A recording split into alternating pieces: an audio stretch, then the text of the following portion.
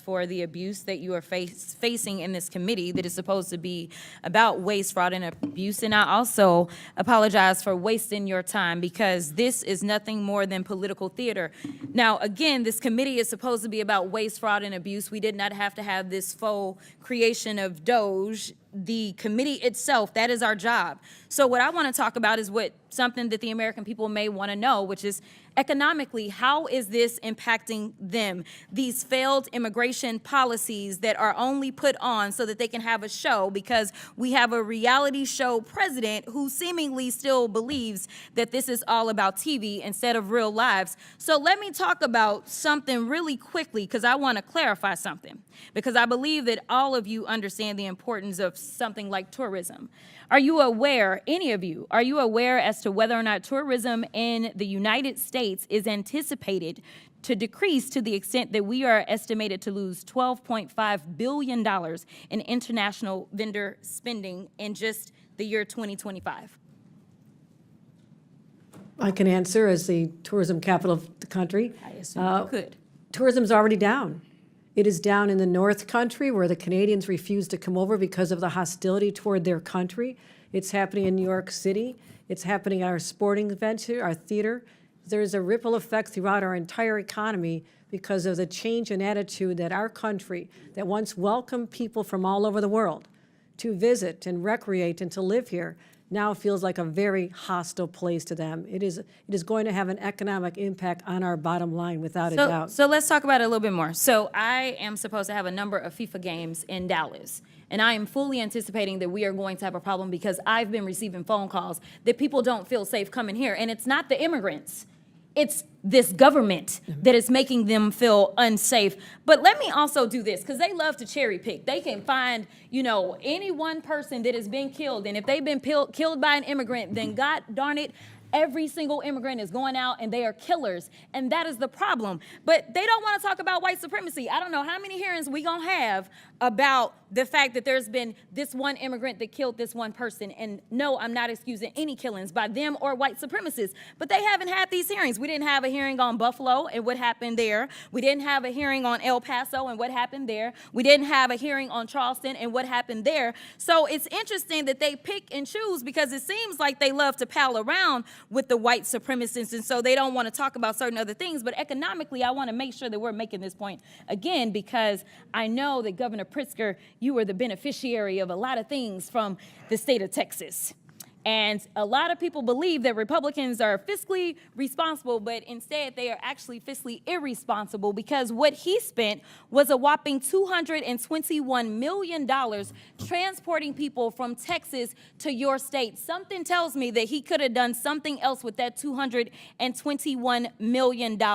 In addition to that, I know that there's been some conversations about what's going on in LA, and they want to say that it's riots because they didn't want people to keep talking about, say, the Epstein files or whatever other drama was popping off between the president and his little friend. So they wanted to change the conversation to immigration because they feel like, well, the polling is in our benefit. But let me tell you something. If they cared about making sure we were going to be fiscally responsible, they would tell the American people that it cost them $134 million to send the National Guard to LA for the quote-unquote riots that the governor didn't ask for, nor did the mayor of LA ask for. And they sent them over there, and they say that they care about our service members, yet they sent them and they were laying on the floor. They did not provide for food. So I don't know why we would believe that, number one, they want to fix this. They don't want to fix this, because the brokenness is a feature, not a flaw of the system, because it is beneficial to them when it comes to campaigning. If they can't stoke fear, then why are they going to, say, have anybody vote for them? Because that's what people are doing. They're voting out of fear. But Ms. Perryman, we know each other a little well. And I know you got a law degree. And it seems like we all need law degrees in here nowadays to understand the Constitution. So really briefly, I just want to make this point. There is a certain person that was afforded, say, due process. But let's say if, say, Donald Trump had been charged with all of these cases that he got charged with in 4 different jurisdictions, if he wasn't afforded due process, there could have been a possibility that he just would have been locked up and thrown somewhere, right? That would be a possibility. And then maybe we wouldn't have a tariff war or anything else that we're dealing with or all the other nonsense. But the point is, he was afforded due process, and regardless of the political opposition, Democrats, Republicans, and independents, I thought, believe that due process should be afforded to everybody, even him. Due process is for everyone. Okay, so the Fifth Amendment doesn't say that it's just for the people that are Americans?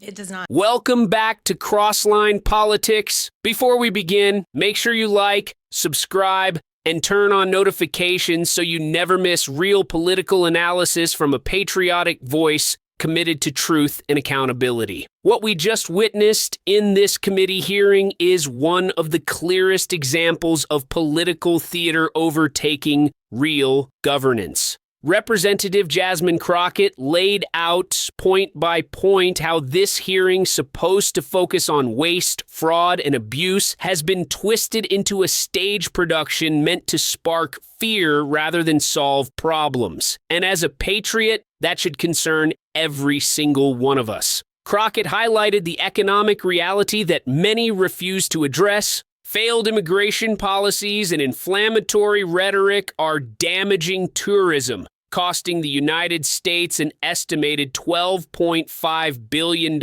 in international visitor spending. Governors confirm that tourism is already down because America is no longer seen as a welcoming place. That has a ripple effect across our economy, from major cities to small towns. She also exposed the selective outrage we keep seeing. When a single tragic crime involves an immigrant, it becomes a political talking point. But when white supremacists commit mass violence in places like Buffalo, El Paso, and Charleston, there are no hearings, no national soul-searching, no accountability. That double standard is not patriotism.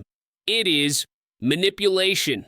Crockett went further, calling out the fiscal irresponsibility behind states spending hundreds of millions of dollars transporting migrants to other states purely for political stunts. Texas spent $221 million on busing people instead of addressing root problems or helping communities. Another $134 million went towards sending the National Guard to Los Angeles for so-called riots that state officials never even requested. This isn't responsible governance. It's government used as a campaign machine. And she reminded everyone of something fundamental. Due process belongs to every person on American soil. It protected Donald Trump when he faced charges across multiple jurisdictions, and it protects immigrants as well. That is not partisan. That is constitutional. That is the America patriots defend. Representative Jasmine Crockett brought clarity, courage, and constitutional grounding to a hearing that desperately needed it. As a patriot, I support her call for honesty, fiscal responsibility, and adherence to our founding principles rather than fear-based politics. If you value analysis that cuts through the noise and stands up for real American values, make sure to like this video, subscribe to Crossline Politics, and share it with others who want the truth.